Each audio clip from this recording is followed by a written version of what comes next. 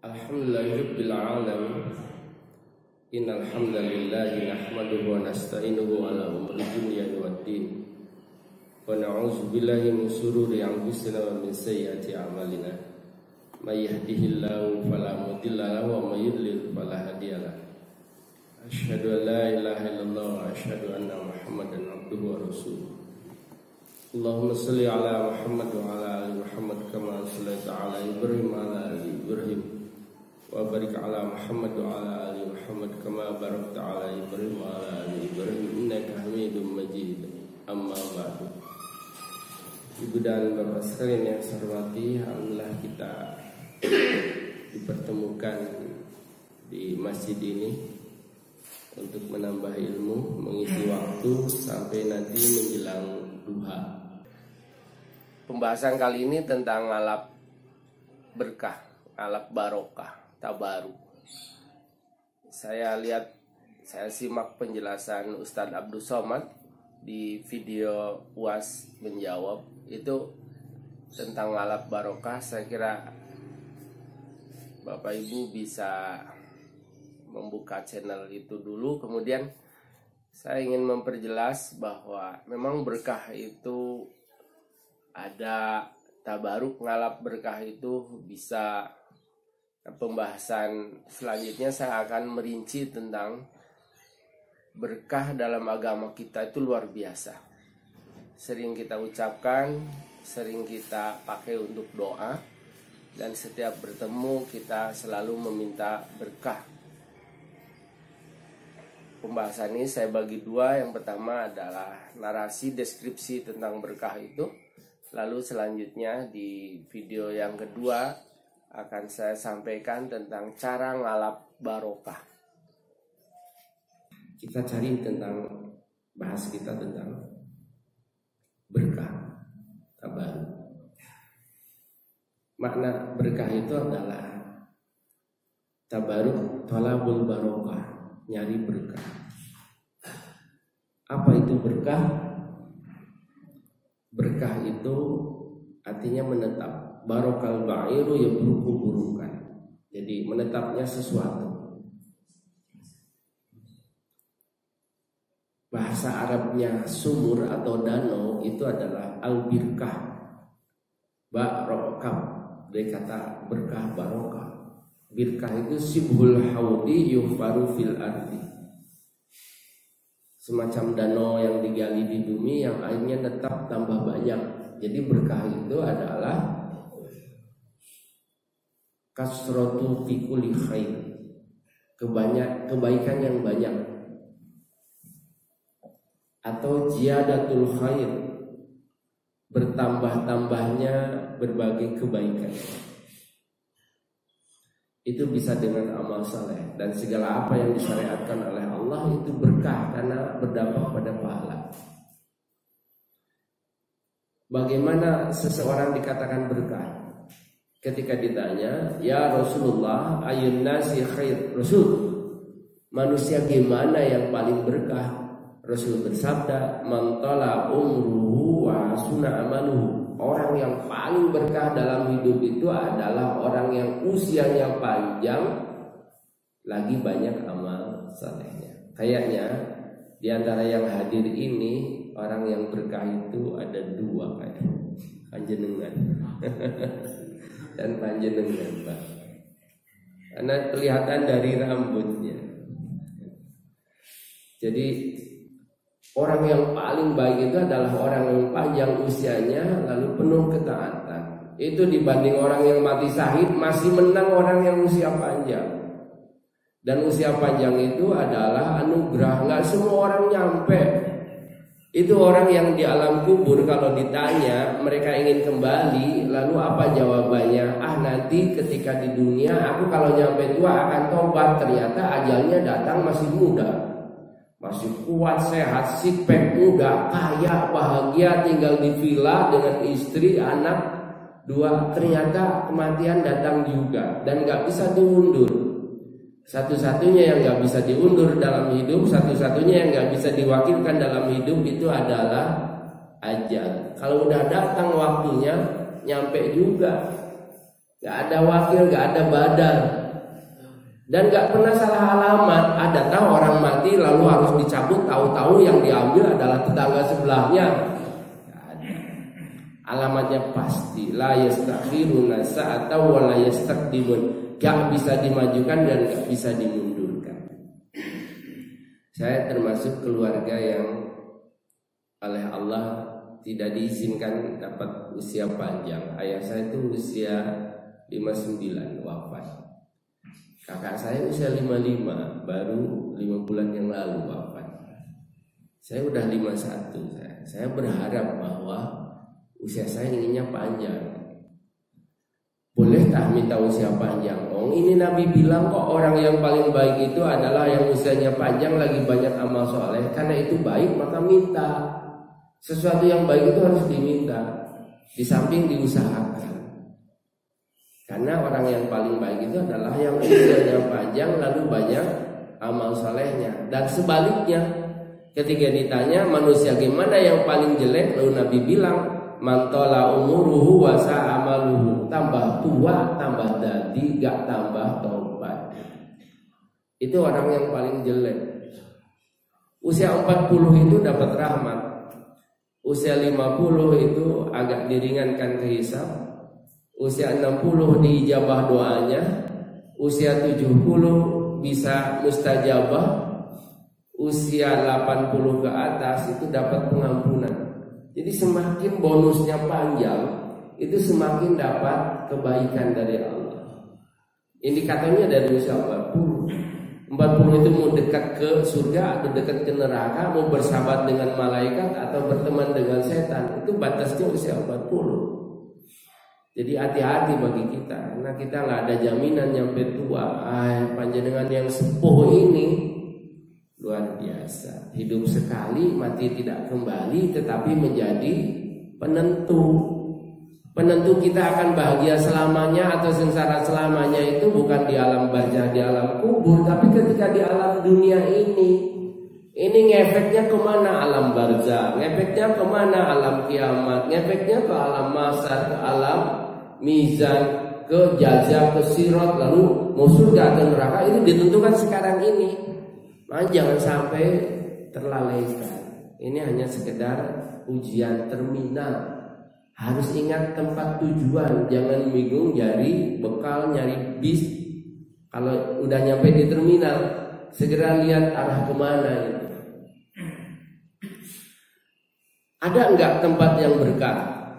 Ini Allah berfirman dalam surat 3 ayat 96, A'udzubillahi minasyaitonirrajim, inna awala baitin wudi'a lin-nasi, sesungguhnya rumah ibadah yang pertama kali dibangun untuk manusia itu lalladzi bi Bakkah mubarakan, adalah di kota Mekah yang memberkati. Jadi tempat yang berkah itu ya Mekah, sehingga namanya kota suci. Di antara kota suci itu tempat yang paling berkah masjid. As-salatu bi Masjidil Haram, salat di Masjidil Haram bi mi'ati alfi salatin. Itu kategorinya kalau dibanding dengan di Nurul Iman, kita salat di sini 1 rakaat, di sana itu 100.000 kali. Kalau jamaah 1 lipat 27, di sana 100.000 kali masih kali 27 karena jamaah. Tempat yang berkah di sini itu di mana? Ya di masjid. Orang kalau nggak ke masjid aslinya dia telah luput atau hilang kesempatan untuk melipat gandakan pahala keutamaan. Sholat di rumah hanya 1. Sholat di masjid, perjalanan dari rumah ke masjid itu loh. Rubi'a biha darajatan wa hutta anhu khati'atan. Diangkat 1 derajat, dihapusin 1 dosa, dan setiap langkah full khutuwatin mustajabatun, setiap doanya didengar. Wudunya di rumah, mantawadha fi baitihi tsumma kharaja ilal masjid bi jamaatin. Siapa yang wudunya di rumah lalu berangkat ke masjid dalam keadaan jamaah untuk jamaah, maka selama durasi jalannya dari rumah ke masjid itu dihitung dalam keadaan sholat. Mohon maaf, harusnya kalau sekitaran sini nggak usah bawa sepeda, jalan kaki aja. Bawa anak, bawa istri. Jangan berangkat sendiri, karena nanti ketika panjenengan nggak ada, itu amal terus ngalir, pahala terus dapat. Kalau ninggalin anak soleh itu kalau mau ke masjid, kalau gak ke masjid ngapunten susah. Orang kuliah S2, S3, postdoktor, profesor, doktor, guru besar, sekolahnya di luar negeri, kalau gak ke masjid rugi. Perjalanannya yang terjauh dan terpanjang itu adalah ke masjid. Tidak semua orang kuat, karena bunyinya ketika hayya 'alas shalah, ayo kita sholat, apa jawabannya? La haula wala quwata illa billah. Nggak ada daya, nggak ada kekuatan kecuali atas izin Allah. Jadi orang yang bisa datang ke masjid itu bukan karena sehat. Orang tua yang bisa datang ke masjid, kenapa? Allah suka sama dia, Allah ngasih rahmat sama dia, Allah ngasih hidayah sama dia, Allah ngasih taufik sama dia. Rahmat itu kemudahan, hidayah itu petunjuk, taufik itu adalah kemampuan. Masih jalannya diseret, bisa ke masjid, sehingga pahalanya beda. Orang tua yang nyeret, agian sholatnya itu duduk dengan anak muda yang kuat, pahalanya beda. Masih banyak orang tua yang nyeret datang ke masjid. Apalagi kalau meninggalnya itu perjalanan mau ke masjid kok wafat, nah itu syahid, itu husnul khotimah. Mau husnul khotimah gak pernah ke masjid, gimana bisa husnul khotimah? Mau meninggal ketika dalam keadaan sujud gak pernah ke masjid, ya susah. Jadi makanya ini bilang, sholat di masjidku ini 100.000 kali lipat. Wassalatu bi masjidi, dan sholat di Masjid Nabawi, sabda Nabi, bi alfi sholatin, sama dengan 1000 kali. Wassalatu bi Baitul Maqdis, dan sholat di Baitul Maqdis, bi khamsimi'atin sholatin, lebih baik dari sholat dibanding masjid lainnya sebanyak 500 kali lipat. Kita yo pingin aslinya itu sholat di mereka, sholat di sana yang Nabi bilang kayak gini, tapi kan mungkin terbatas. Ya udahlah, rumah Allah yang terdekat aja kita makmurkan. Panjenengan begini ini dihitung sholat dan didoakan malaikat. Lam yazalu, akan senantiasa dicatat orang itu sebagai sholat, madama, selama dia itu berdiam diri di musola tempat dia sholat. Jadi kita ini masih tetap dianggap sebagai orang yang sholat selama belum berhadas dan tidak berkata yang sia-sia. Kita kan lagi konsen ini, panjenengan lagi ngelihat ke saya semua. Itu dihitung dalam keadaan sholat. Yang kedua, didoakan malaikat. Panjenengan yang kayak gini, ini kan gak ada yang ngantuk. Ngantuk pun kalau lagi taklim di masjid kayak gini ini, malaikat masih berdoa, Allahumma gfir lahum, Allahumma ampun. Ya Allah ampuni mereka, ya Allah rahmati mereka. Jadi mohon maaf, hasil baca saya sampai detik ini, tempat yang berkah itu ya hanya masjid. Ya semua masjid itu memberkati. Bukan hanya seperti panjenengan di sini aja, nanti pulang itu masih hidup dalam keadaan sholat. Sampai masuk rumah lagi selesai sudah. Jadi hitungan sholat, keluar dari rumah, perjalanannya di masjidnya, pulangnya itu hitungannya dalam keadaan sholat. Berapa? Tadi subuhnya jam 4 kurang 10. Nanti kita pulang jam setengah 6 lah. Jadi 1 jam 40, sekitar 2 jam. Pernah nggak sholat 2 jam? Sholat 2 jam. Gak pernah. Ngapunten, saya tidak sedang merendahkan. Kayaknya kita nggak ada yang pernah sholat 2 jam. Teklok. Mungkin ya capek, ya kesel, ya pegel, keju barang. Karena 2 jam bengkak. Kalau nggak salah, istri saya itu pernah ngeluh, salatnya di mana? Mungkin di Manado ya, di Manado salatnya panjang, lama. Begitu pulang ke rumah minta pijet. Saya bilang kenapa? Lah ibu sholatnya suwe. Sholat satu kali karena gak biasa, pegel. Orang sholat gerhana itu kan gak mari-mari sampai saya ini ngantuk mau terjatuh. Saya pas ketika itu jadwal saya khotibnya di mana dulu itu. Imamnya kan imam yang dari luar gitu. Perpanjangan saking enaknya sampai mau tidur saya. Saya persis belakangnya. Nah suaranya mantap, yo enak, yo pasti, yo. Masuk panjang, nggak terasa tambah mau tertidur. Selamat aja nggak sampai jatuh. Itu betulan saya tidak larang ini. Begitu pulang ke rumah minta pijet dia, keju. Padahal kayaknya kalau 2 jam nggak nyampe, 1 jam aja. Sholat 1 jam kan lumayan. Lah ini kita ini 2 jam ya. Sama dengan itu plus bonus. Doa malaikat plus bonus. Doanya didengar plus bonus. Tiap langkah dihabisin 1 dosa diangkat derajat. Plus bonus ketemu dengan sesama dapat silaturahminya. Saling berdoa. Sholat itu ketika kita salam, semoga selamat, rahmat dan berkah tercurah pada kalian semua. Kita lagi didoain itu sama temannya itu. Malaikat ngaminin. Banyak orang itu alamatul amal. Tanda amal yang baik itu adalah al-hasanatu ba'duha, kebaikan yang diproduksi selanjutnya.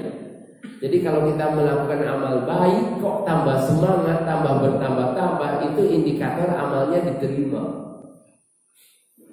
Tapi sebaliknya amal yang nggak diterima itu tambah malas, asal-asalan, sengkok.